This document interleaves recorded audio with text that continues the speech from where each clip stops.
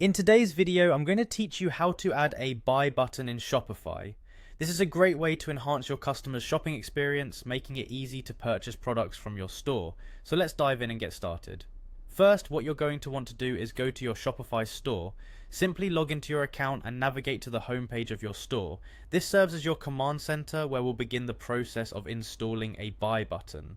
Once you're on the homepage, look for the settings option and give it a click. The settings area is essential as it contains many of the features and apps that you can manage for your store, so it's worth familiarizing yourself with what's available. After you're inside the settings menu, locate and select apps and sales channels. This is a crucial step because it leads us to where we can add new features to our store by accessing the Shopify App Store. Now direct your attention to the Shopify App Store. It's a marketplace filled with various applications that can enhance the functionality of your store.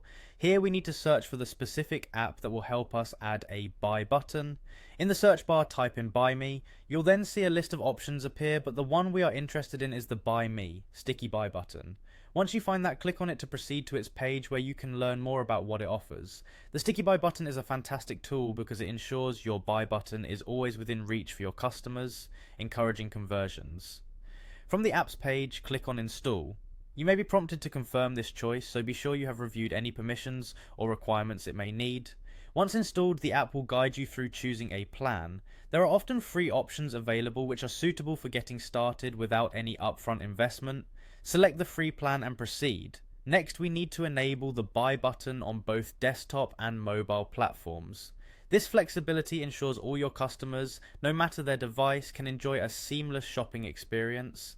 You should see options labeled desktop enabled and mobile enabled. Click on each of these to activate the buttons for both device types. Finally, after everything is set up the way you like, don't forget to click save. This step ensures that all your hard work doesn't go to waste and the buy button will be active and ready for use on your store.